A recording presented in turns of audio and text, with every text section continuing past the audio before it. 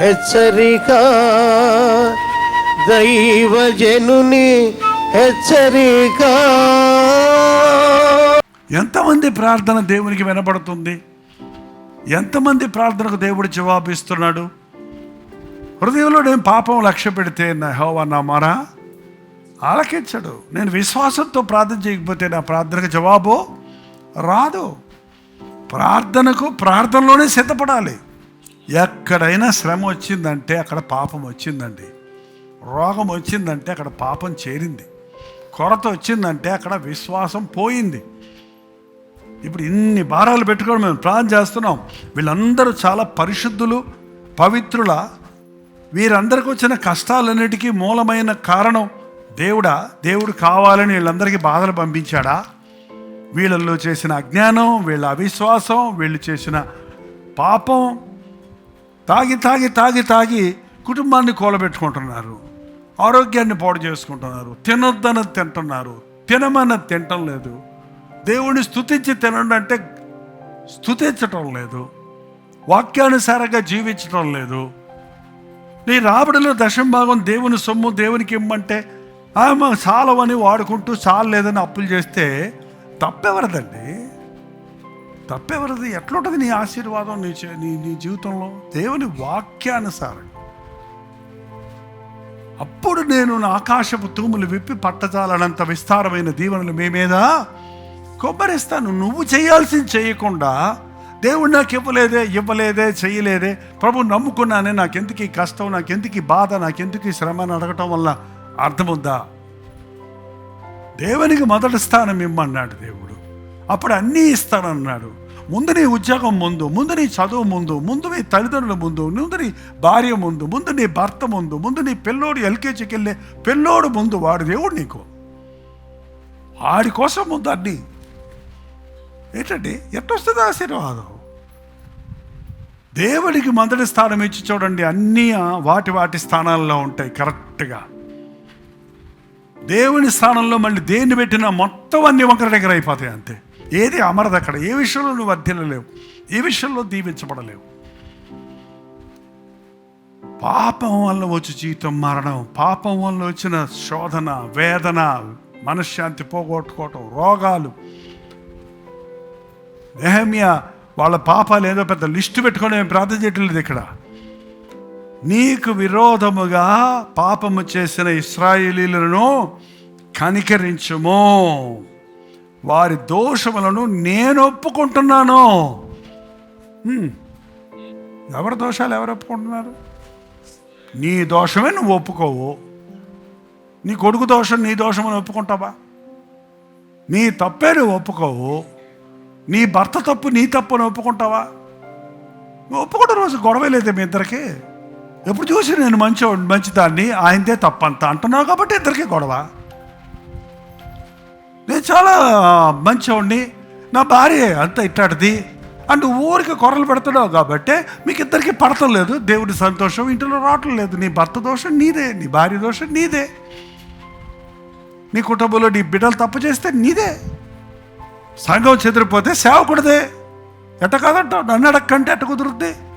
దేవుడు ఎందుకు పెట్టాడు కాపర్ని? జవాబు చెప్పొద్దా దేవుడికి? ఎందుకు మీ పిక్చర్లు తీయటం ఎందుకు? మీకు వాట్సాప్ మెసేజ్ ఇవ్వటం ఎందుకు? దయచేసి ఇంటిమేట్ చేయండి మీ కష్ట సుఖాలు, అప్డేట్ చేయండి అని మీకు మళ్ళీ రిమైండ్ చేయటం ఎందుకు? మీ గురించి లెక్కప్ప చెప్పాలి దేవుడికి. అది కాపరి పని. నెహెమ్యా ఏం పాస్టర్ కాదు, ప్రవక్త కాదు, కేవలం ఉద్యోగస్తుడే. కానీ భారం. పాస్టర్లు ఒక్కడే చేయక్కర్లేదు ఈ పని. పాస్టర్ ఒక్కడు చేయలేడు. ఆత్మల భారం కలిగిన ప్రతి ఒక్కడు చేయాలి. ఇది మేలైనది చేయగోరి అది చేయకపోతే అది నీకు శాపం అయిపోద్ది. నాకెందుకు వచ్చింది అనే తీరి లేదండి మన చర్చలో. వారు ముఖ్యంగా తప్పిపోయినోడు వాడు చెప్పలేని స్థితిలో ఉంటే వాడిని అది ఎరిగి నువ్వు ఏమెరగనట్టు కూర్చుంటే నువ్వు కూడా ఆ దోషంలో పాలుబొబ్బలు అవుతావు. నెహెమ్యా కూర్చొని ఇశ్రాయేలు దోషాలు ఒప్పుకుంటున్నాడు. నేనును నా తండ్రి ఇంటి వారును పాపం చేస్తున్నాము, మనం ఇతరుల తప్పులు ఒప్పుకుంటున్నప్పుడు మనం ఏదో గొప్పోళ్ళం అనుకుంటాం. మనం వాళ్ళు చేసిన తప్పు చేయకపోవచ్చు, వాళ్ళు చేసినంత లో స్టాండర్డ్లో అంత హీన దశకు నువ్వు దిగజారలా. నీ దోషం కూడా ఉంది. మీ నిమిత్తము నేను ప్రార్థన చేయని ఎడలా పాపం చేసుడు అవుతాను. వ్యభిచార పాపంలో పాడైపోతున్నాడు చూసి వాడిని రక్షించు ప్రభువా అని ప్రార్థన చేయకపోతే, వాడు చేసింది పాపమే, ప్రార్థన చేయకపోతే నువ్వు చేసింది అబ్బో ఎంత భయంకరం.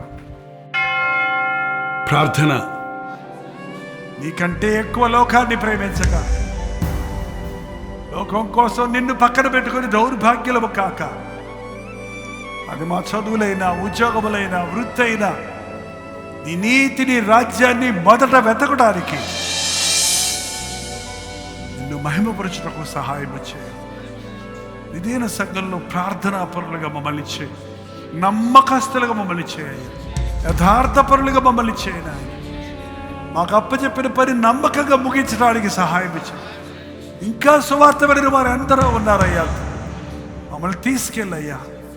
ప్రార్థన విజ్ఞాపములతో నీ సన్నిధిలో కూర్చుండి ఏడ్చి, ఎలాగూ నెహెమ్యా ప్రలాపించాడు, మా దేశ పాపముల కొరకు, మా దేశ నాయకుల కొరకు, మా దేశ అవిశ్వాసుల కొరకు, వారి తప్పులు మేము ఒప్పుకొని వారి పక్షంలో మేము విజ్ఞాపన చేయుటకు, మా తప్పులు మేము ఒప్పుకుంటూ తగ్గించుకొని నీ అద్భుత కార్యాలు ఈ దేశంలో జరిగినట్లుగా, నీ నామానికి మహిమ కలిగినట్లుగా సహాయము చేయమని క్రీస్తు నామంలో అడుగుచున్నాము తండ్రి. తండ్రి అయిన దేవుని యొక్క ప్రేమయు, కుమారుడైన క్రీస్తు యొక్క కృపయు, ఆదరణకర్త అయిన పరిశుద్ధాత్మ యొక్క సహవాసం కుడి వచ్చిన మనందరికీ మీకు ఇప్పుడును సదాకాలం తోడై ఉండును గాక. ఆమేన్, ఆమేన్, ఆమేన్.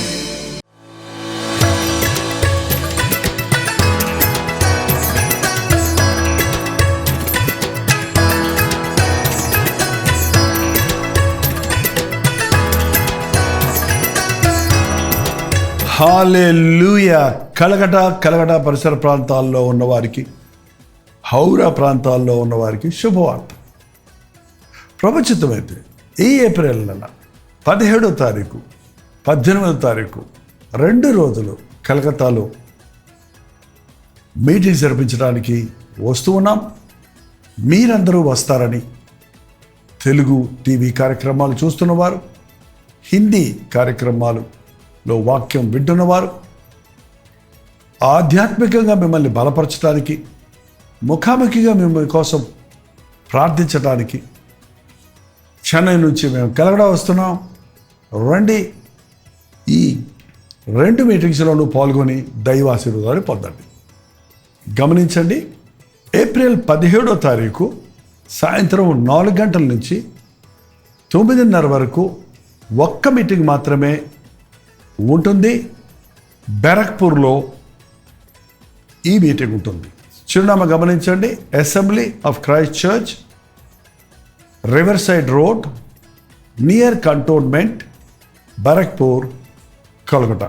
ఇంకా ఈ విషయమై మీకు వివరాలు కావాలంటే 8939527527 అనే నెంబర్కి కాల్ చేయండి, లేక వాట్సాప్ పంపించండి. అలాగే ఏప్రిల్ 18వ తారీఖు 1 డే గెట్ టుగెదర్ను మీ కొరకు కలకటాలోని ధర్మశాలలో ఏర్పాటు చేస్తున్నాం. మధ్యాహ్నం 2 గంటల నుంచి 5 గంటల వరకు, అలాగే 6 గంటల నుంచి 9 గంటల వరకు 2 సెషన్స్ ఉంటాయి. తప్పకుండా హాజరవ్వండి. చిరునామా గమనించండి, Bible society of India, Dharamshala, Kolkata. ఇంకా ఈ విషయమై మీకు వివరాలు కావాలంటే 8939527527 అనే నెంబర్కి కాల్ చేయండి, లేక వాట్సాప్ పెట్టండి. అలాగే 8939393939 నెంబర్కి కూడా మీరు వాట్సాప్ ద్వారా తెలియచేయచ్చు. లింక్ మీకు పంపించడానికి మీరు సహకరించిన వారు అవుతారు. రండి, కుటుంబాలతో రండి, ప్రభునందు ఆనందిద్దాం, ప్రభు వాక్యాన్ని నేర్చుకుందాం. అన్నిటికంటే ముఖ్యంగా వాక్యం ద్వారా బలపడుతున్న మిమ్మల్ని ముఖాముఖిగా చూసి మీకోసం వ్యక్తిగతంగా ప్రార్థించడానికే మేము ఇంత దూరం మీ దగ్గరకు వస్తున్నాం. రండి, దేవుని సన్నిధిని అనుభవిద్దాం, ఆధ్యాత్మికంగా బలపడదాం. తప్పకొస్తారు కదా.